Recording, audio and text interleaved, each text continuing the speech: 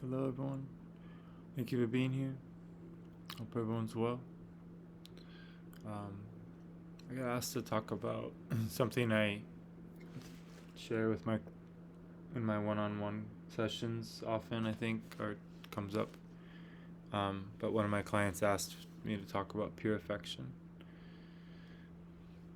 Um, when I started this training or my training at a young age, and Castaneda books talked about celibacy. And I ended up being, at the age of 17, so focused on Castaneda stuff that I was not only celibate, but I went over a year without even having a sexual thought.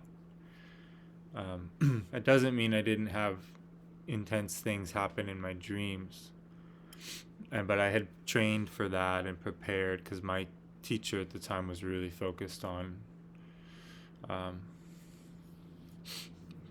everything, immortality on every level, so semen retention and full celibacy. Sexual energy and dreaming energy are the same. They're not separate. So when you come out of your carnal fear based me, I need to get laid, like all that stuff hijacks your youth when you have all your energy. So you actually kind of need to get old enough and mature enough to realize what's going on to balance it out. Ideally, though, you still do what I did, but I didn't follow through with that. I ended up apprenticing someone else who had such a different perspective. I was actually kind of forced to go in a different route.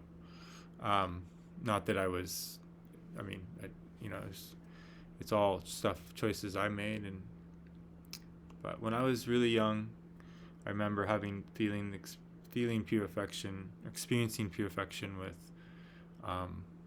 someone outside of my family. It was a really close female friend, and when I was very young in grade school, like in kindergarten or first grade, and we locked eyes, and I felt something stronger than I'd ever maybe even felt with my family, at least in my memory banks, and I just knew that how potent and powerful it was.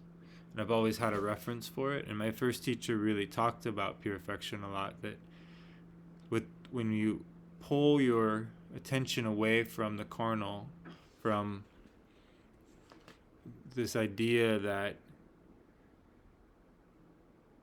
the most ideal experience would be a sexual one or something, like there's just such a profound breakthrough when you discover silence and the levels of affection that dreamers have for each other, because all dreamers have met the Earth Mother, because dreaming is the Earth Mother. It's the Earth Mother's communication.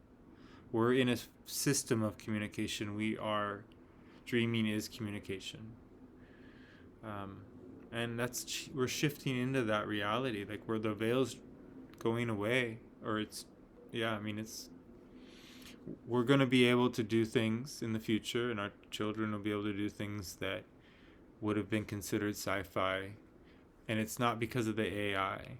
It's because of our capacity as lucid, aware, magnetic, powerful creatures. So much of the gnosis that we've been cut off from is returning through silent knowledge, not because you need to study it. You want to be guided and go after the things that interest you. That's what you know. That's what you know your dharma is and stuff. Your earth school stuff. Just follow the feelings. Follow the people that you think, like, not follow, but like, if you know someone in your life that holds a really amazing space, like that's the person to want to try to be with, or ask to be with, or it'll lead to information that'll lead to unlocking your mind and your hypnosis. So everything you need, Carlos Castaneda often said, everything you need is right in front of you. Everything in the world, all the lessons, all the training is right in front of you. You don't need a guru or a teacher or anybody. It's always there for you to go and face yourself. It's a world of this. So shamans break through, though, this fear of being alone, this fear of not having a partner, this fear of not being loved. And they meet the mother directly, and the mother loves them so much, and they heal, and then they become so beautiful that they don't need others to validate them. And then they develop pure affection within their being, and then they share that with other people who have pure affection. And so when you and I and others meet the mother in this way and start to hone dreaming attention, because that's what it is. I mean, you could call it other things, I'm sure there's other ways of talking about this stuff. And I encourage that. Like, there's no limitation. These are just, even Don Juan would tell Carlos in the books that we're stuck with these interpretations, these ways of talking, these descriptions, but nobody has sort of the capacity to change it. Once something's called something, it kind of gets stuck in.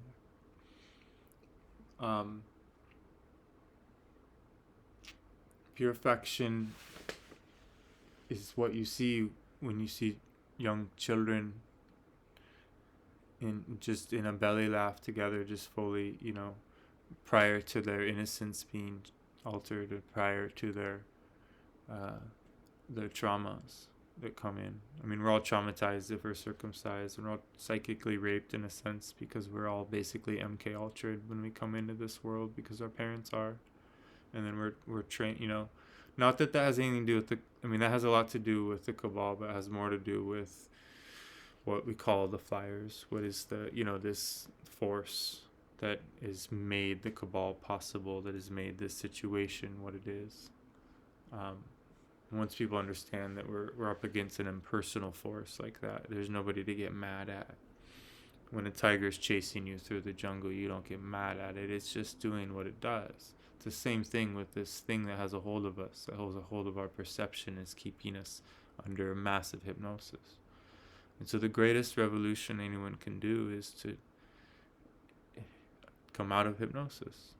That's on any form, even just the slightest bit is a revolution. So there's no goal. I mean, pure affection is something that comes of being goalless. And so the goal is to have no goal and accept yourself where you are, and then meet the mother and just receive her guidance. And then you're goalless because you're guided. Right? That's the difference. And so Toltecs talk about that they're really alone. There's very few people that they can spend time with, because most people don't recapitulate. And once you've recapitulated your life, your energy field is clean. And so you're sensitive to other people's energy fields.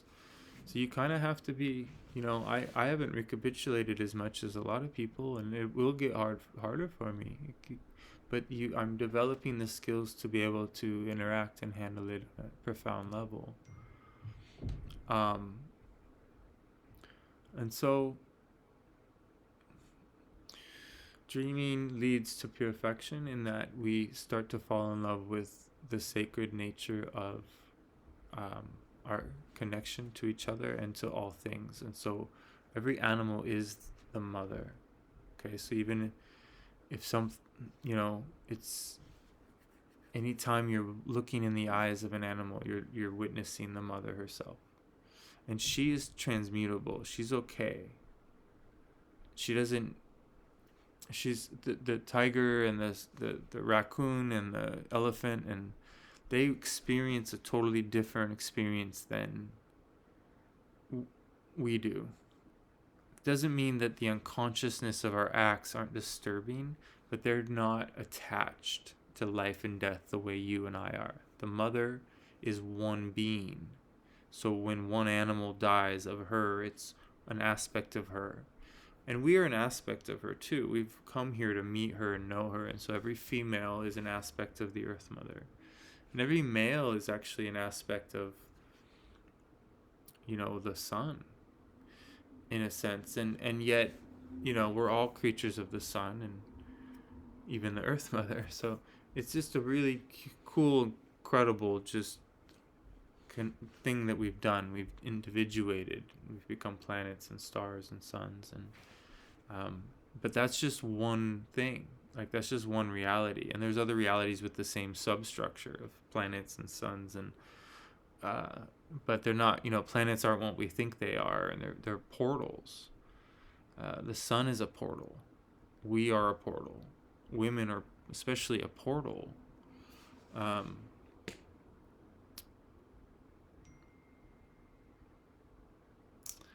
Pure affection in is a rare state that one reaches when they're ready. And the more we talk about it, the more it becomes obvious the difference it is between that and like what else can be run with sexual energy. So we're sexual creatures. We experience affection for each other, but it has no need to have any perversion whatsoever. And so you can have so much respect and love for people and it be super heightened. And when you have a strong boundary and your connection to the Earth Mother is key, then she's going to guide everything. And it's not guided into like, these people don't end up being sexual with each other. But they're not afraid of it either. It's not, these are mature, this is a mature state of perception that these people have reached, dreamers, Toltecs. There are other groups out there too besides Toltecs that have discovered the natural order of things, to not resist things and to be shown things. And it's not that sorcerers don't have sex with each other, and they do branch off, and there are couples within shamanic groups, and there are probably multiple relationships within that are functional if you're mature enough. But pure affection isn't something to tamper with, and so unless you're super mature, it's just so important. So I have been so fortunate to have a partner who isn't able to move forward sexually without things being really clear. And so our pure affection is been what has been the priority, and that everything would things would naturally evolve as that becomes more available. And so I was at 17 not having sexual thoughts, because I've learned to come out of the carnal all the way at times in my life, and I still struggle. I still get pulled. And when your partner's ultra sensitive, you're learning so much about armor, and we both have armor, so it's not like I'm in some super evolved relationship. I've been in evolved relationships. There's different partners that you're given to, and I mean, I am in an evolved relationship. It's just that our specific wounding, because we know each other from the past and have raised kids together, it's almost impossible what we're trying to do, who we are, and what we're doing. But because we found such a sustainable pathway and a system that actually works, it's actually happening. And obviously it would have to be incredibly strong if it's that challenging and people are willing to do it. But when you become indifferent and you're willing to be alone, and you realize, oh wow, actually I kind of want to be alone, then it's sort of like this purpose shows up, and you end up with a partner where there's purpose. And that happens to be my partner from way back, because I was being guided all along through this. My future self has been making everything happen so that it's all just unfolding as if we're in a memory, which is what shamans suggest is going on, that this is a memory. So pure affection is the most powerful thing that we can experience, because it can form bonds of high vibrational intensity. And the more people that live in a state of love and joy, the sooner we will force the fear to contract, cause the explosion of love. So keep raising it, keep rising. Your sexual energy is your power. Your sexual energy is your dreaming energy. Start using it for dreaming. It's okay to activate your sexual energy and then switch it over into your lucid meditation. That's real power when you can do that. Especially with a partner. If you're working with somebody that's willing to explore all the potential. So much potential in dreaming, in just being able to go into a dreaming state with your partner and just hold incredible affection for each other while letting yourself drift off or go into a unique space. And you can have a task that you do together, or you're going to meet in a dream, or you can do breath work together as you start to enter into these states. But you can do this with the Earth Mother on your own. And to be honest, you're not going to meet a partner who can do this unless they've gone to the Mother, unless you've gone to the Mother. So all the work is confronting. Get in your car, and even if it's raining, and go out to the wilderness alone. And don't go rent mountain bikes and just be there. Just walk slowly. It's not about accomplishing some task. You can climb a mountain, you can do whatever you want, you can get on a bike. I'm just saying, don't let it hijack what it's really about. And I promise the Mother will reach you. You're being worked with. She wants you to experience the communication that I've experienced, and what I've experienced is nowhere near what shamans have done. But mine's unique. I don't know a lot of people that use that work with the Mother the way I do, and I honor that and thankful for that. I've been guided in a really cool way, and it has nothing to do with others. It's my own guidance. So I'm in so much gratitude for this. And it's because of what I went through. It was really challenging and intense, and I got sent in to break up a bunch of cults. And so I was given gifts. I was taken care of. I was taught how to, but in that process I almost got sucked in for life too, and had to really ask myself and find my heart and ask really deep questions, because I was being offered some really crazy shit, because I was capable of handling a lot of energy, and I was being offered to be like a predecessor of this old Indian before he crossed, and on some level, and it was a trap. It was a vampiric trap. He's very schizophrenic, out of balance being that was very capable, and I learned a ton from him, and I wish he was alive so I could talk shit. And he cracked me up. He was one of the funniest people I've ever met. But doesn't mean he wasn't a wounded person, and he admits that. He was so wounded that he needed so many wives to keep him alive.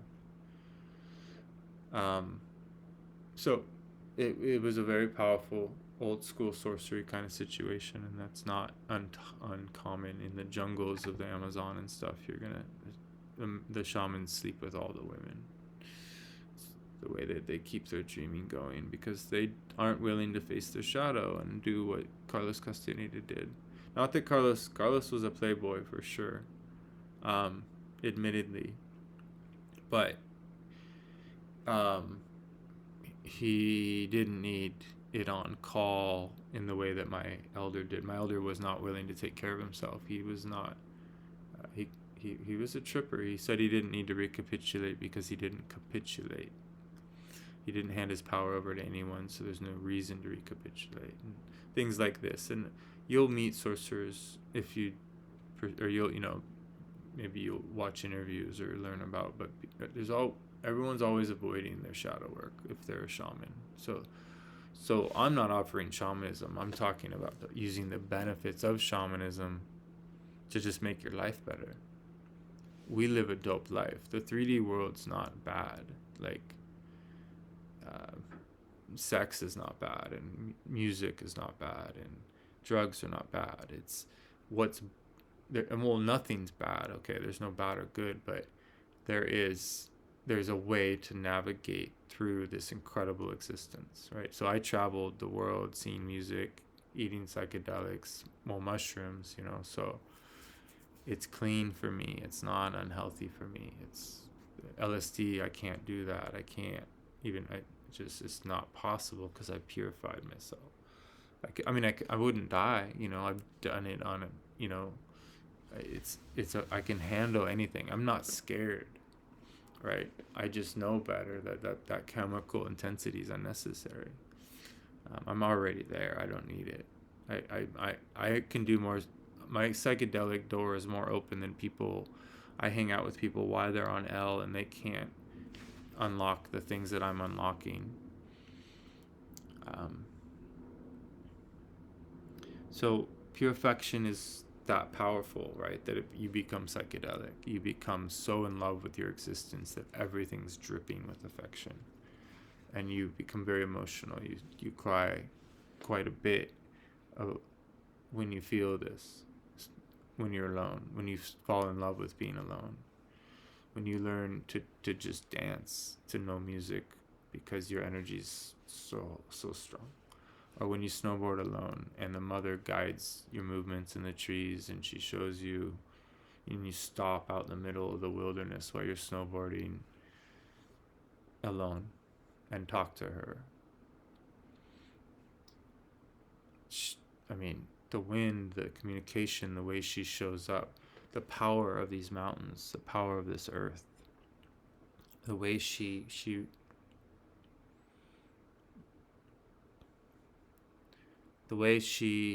can meet you is by you letting her know that you want to meet her. So it's when you, like, I would stay out in the blizzards, like out in Lopez, out on the cliff, and just stare at this blizzard coming in.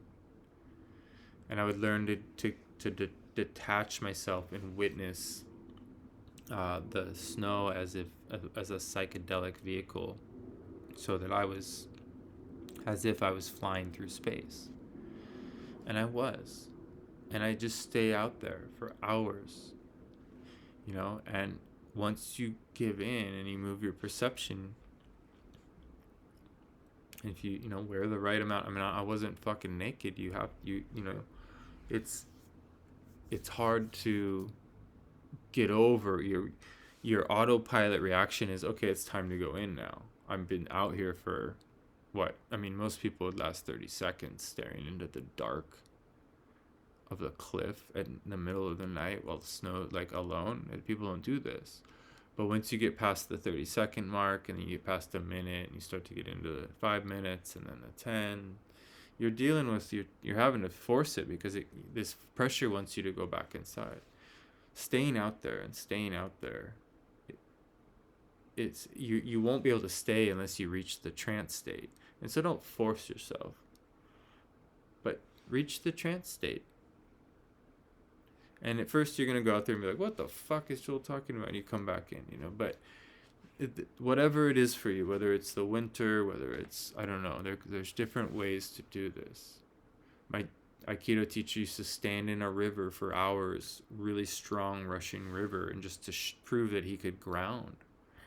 The river's trying to move, and he just his feet are going deeper and deeper and deeper into the, so that gets tricky because then it's kind of protecting him. But if you stay there for long periods of time and it's cold, and he's having to run a lot of heat to keep himself from not getting too cold so that he can do this. People do weird shit to develop themselves, and that's advanced. I don't even, that's not stuff I've done yet. But I want to. I'm stoked to learn. I don't want to do the Wim Hof way, but I want to do similar things. And so there's lots of cool stuff to get into as far as those are not doings, basically. And the mother responds to those that not do, because by not doing, you're making room. We're doers. Everything. We're always doing. Right? Why? That's the spell. When we talk, everything we say is, even if we're talking about the past, it's about the future, because there is no past according to the universe.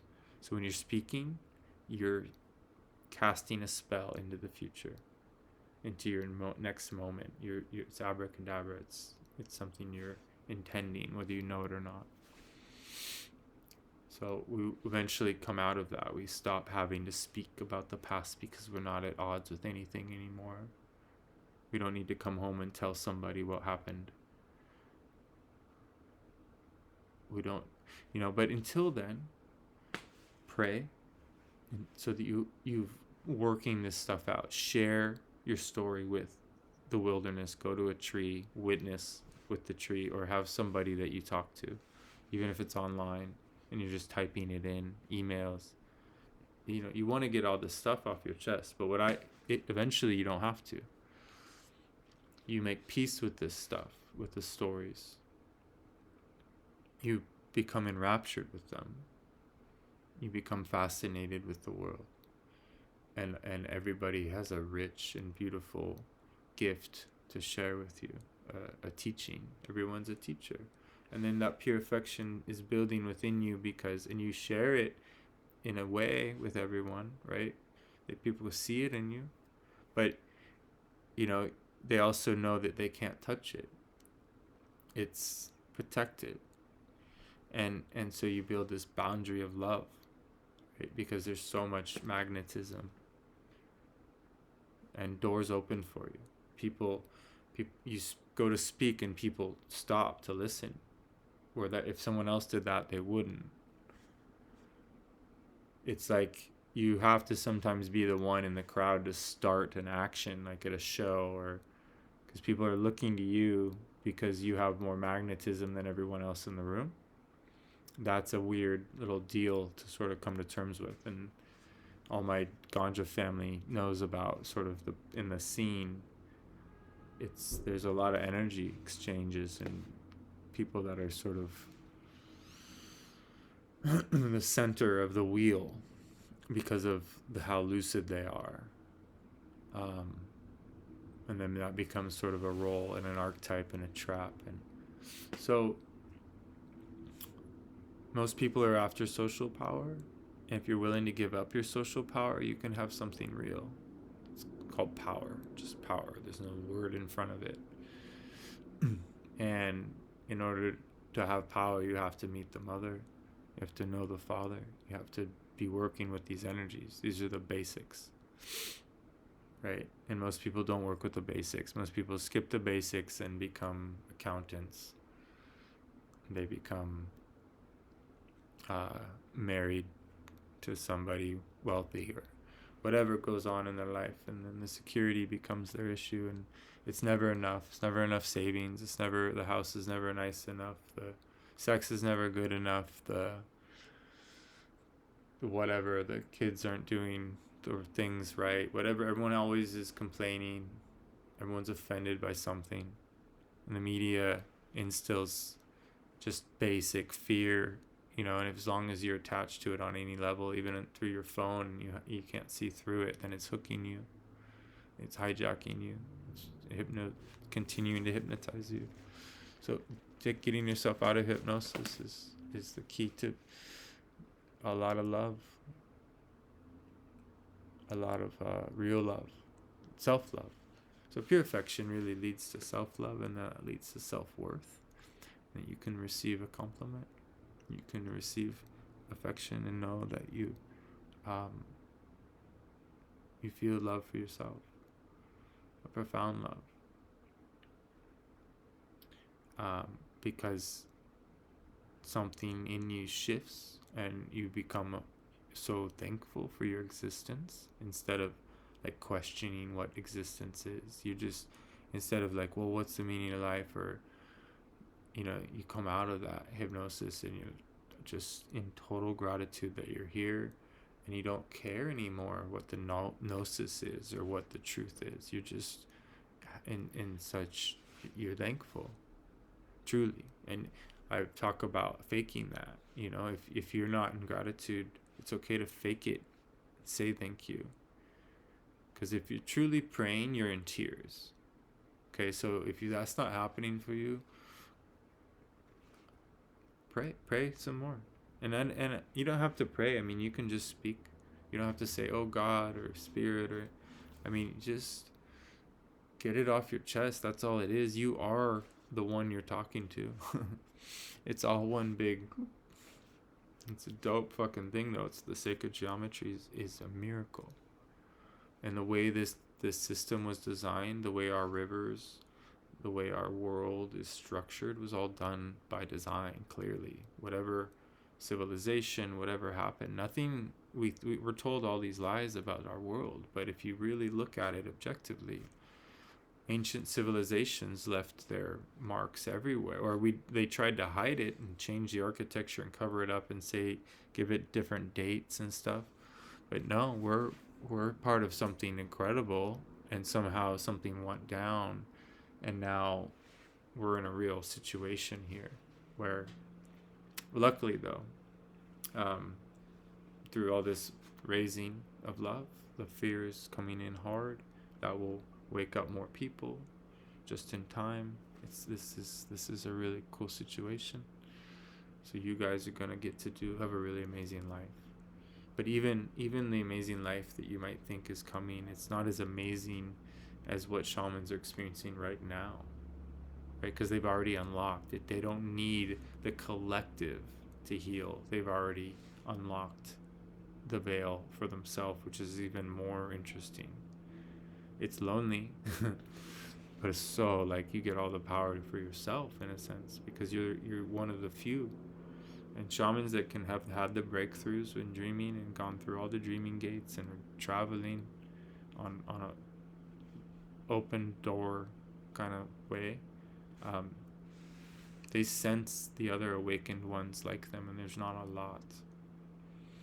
But there's absolutely going to be, and it's going to be crazy to see and observe and be a part of. And those of us that are anchoring that, holding that door, are like the real frontline workers in a sense, because it's like being a scout. You can just see and sense into the future, and instead of like using that to make a bunch of money, and which is easy to do. I could have easily, I had a super high IQ. My parents were wealthy. I could have, I've chosen work-life balance because I saw what the tie was. It's the hangman's tie. It's powerful. I wear it as a controlled folly. I wear it when it's needed. And I can still make money from my home. I could make lots of money if I wanted. I have everything I need. Money's very heavy. And so when you're guided instead of chasing and pursuing, then everything happens organically, naturally. And that's where more purification comes in, right? Because you're not stressing out. You're not like, oh, I need more. But you're also, it's stressful, and was stressful for me to not have enough. And I didn't have enough because I failed to communicate my feelings. And in doing that, I created all kinds of misunderstandings in my relationship that led to, not having healthy boundaries, which led to all these different complications. But that's how we learn, and I got through it, luckily, with a lot of help, with chiropractors, with acupuncture, with, I found ways to get free care. Like, somebody rear ends me in a parking lot, I'm like, oh, boom, acupuncture, chiropractor. Like, I just get years of shit done because I was injured. I was walking injured from being a carpenter. So it's all okay that we're always being given opportunities to heal. We just don't know how to accept them. We don't listen, and we have moral interference where we think, oh, I can't get insurance because or I can't use that for free massages. Like, why not? What are you talking about? You've been paying a ridiculous amount of money through this fucking scam, this insurance scam, and somebody hits you, and now you have a medical claim if you'd like. Were you injured? Yes. Chronically injured. I've been injured my whole life. I have sciatica. I believe it made it worse. Whatever you want to say, it doesn't matter. It's if it's true, it's true. I mean, that was my reality. Through that means, I was able to heal myself. So the universe is always giving you ways to recover. And in the end, it wasn't that I needed chiropractic, acupuncture, and all these things. It's that I needed somebody to help me, walk me towards learning to let go of everything. I was carrying weight mentally and physically that wasn't mine to carry. So it was all stress, all the pain that I thought was from being a framer, which is, but it's because I was a stressed out person as I was doing these things, and I was going against my body's gnosis. I could have asked for help, but I was out of balance as a person. Magnetism heals all that. Now I can go back and be anything I want, and I won't be embarrassed to ask for help when I need it. I won't be doing things I shouldn't be doing. I'll listen to my nervous system. Right, but now I've manifested a way to not have to do physical things either, and so that I can really heal through breath work, and always, because I don't need to even exercise anymore in order to liberate my energy. It doesn't mean I don't or shouldn't exercise. I'm just saying it used to require, in order to liberate my energy, in order to move energy, I had to do all these things in order to be okay. I had to go to martial art training. I couldn't figure out how to do it without, training without martial arts. And once you can learn how to do it from an internal level, and, it's not like I can do martial arts in my own home, and I do. So there's just lots of ways to always take care of your energy, which leads to lots of the capacity to be in pure affection, to live in pure affection. So relationships are going to heal in the future when people understand this, that they actually want to hold space for consciousness rather than trying to maintain like a sexual relationship with somebody. It's like you have to be willing to reset and reevaluate everything so that sex isn't the priority and affection is, but without projection or expectation or judgment. So it's a big jump, and it's most people just want to get it over with, have sex, and not face the shadow, not face the anxiety. But sexual awakening is around learning to face and feel all the tension that comes from certain practices. So you'll learn to just face each other and not have, I mean, I'll share these things with people as they want to learn them, in private. But there's really cool and useful ways to figure out where you're uncomfortable and where your armor is with your lover. So really, in a sense, your lover is the most important teacher in your life, and vice versa. So sex is exchanging power with another. So when you're not in social power and you've moved into the abstract power, your sexual relationships become, or can become really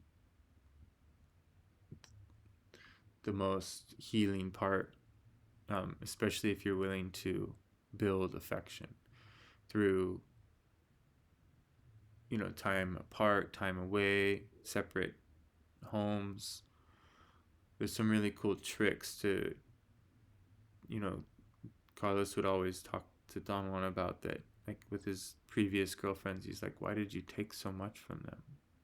Why, Don Juan would say that we need to be very light and take very little from this world. Only take what we need. And that's the same with people. it's a respect that we don't always,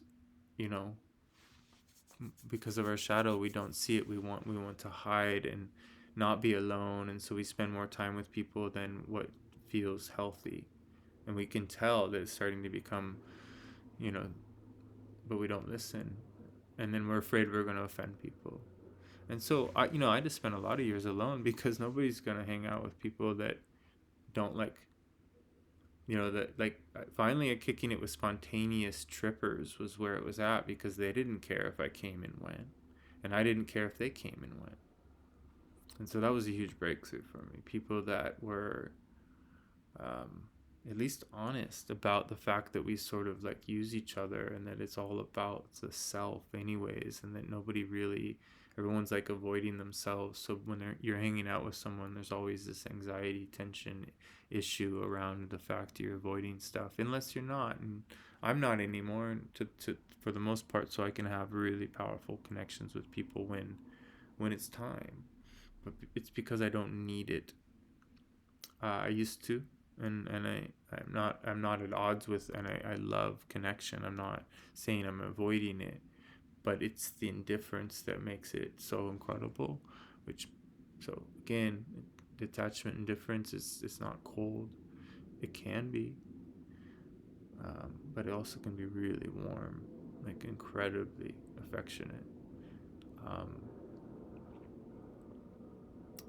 Getting into that grave and connecting to the earth mother and that fresh dug soil, and giving her all my tears definitely changed my life.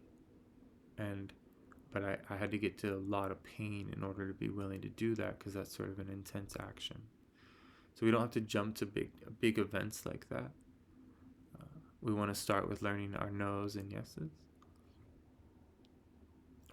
Learning when if an invitation comes in, or if somebody's asking us questions.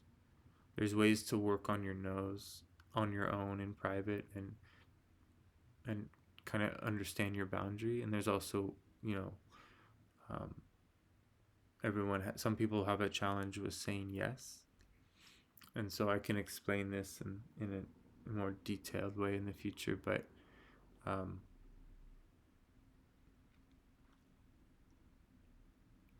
this is a world of pure communication, and pure affection is available.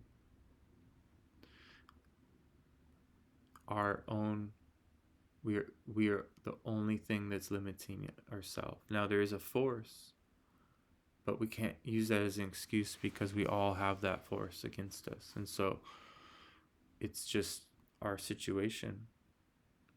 In order to evolve, we have to face the predator. The predator is the top of the food chain. We're not the top of the food chain. This impersonal force it gets energy from the fact that we're stuck. The more people that get unstuck, the sooner this thing can no longer maintain its hold. And then we'll get to see things for what they are. There'll be an unbinding. There'll be imagination will return to the land. And affection will pour in.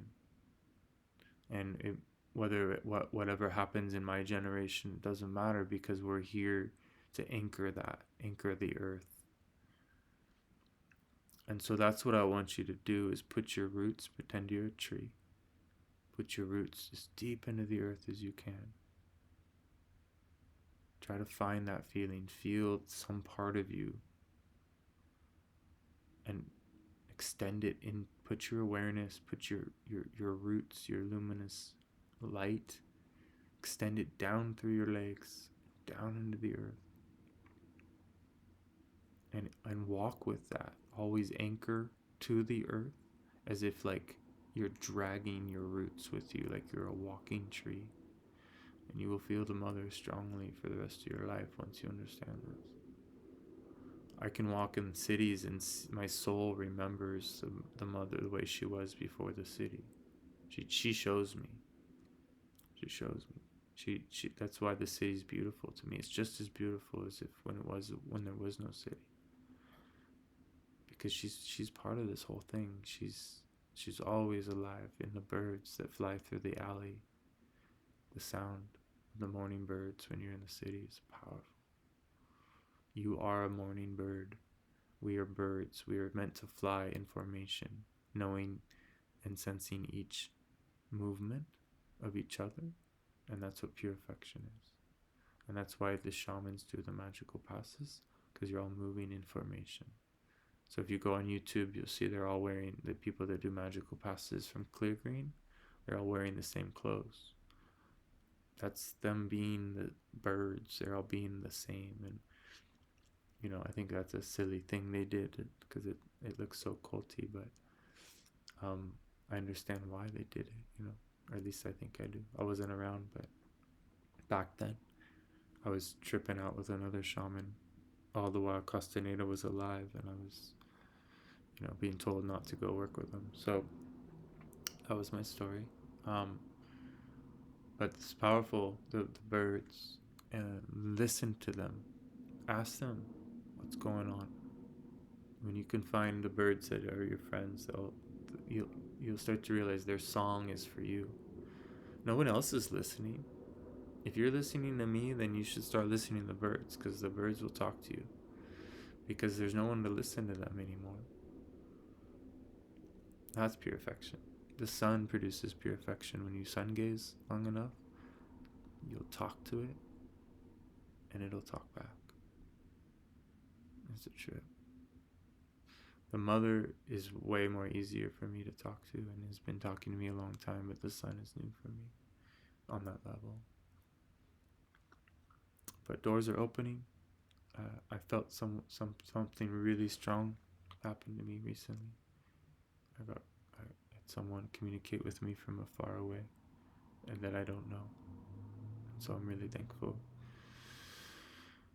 I'm just starting to realize how easy this will get for people like myself to be able to start to sense into the opportunities that are opening up. And I look forward to sharing. My wife and I are going to start sharing in some format, whether workshops or just through some one-on-one in the beginning, or group chats, and eventually I'll have the people that have been interested in coming on, and we'll start doing we'll get a bunch of people in this room, in a Zoom room, and chat and record that and share that for other people who might be interested, and go from there. So hope everyone's incredible. Take care. Talk soon.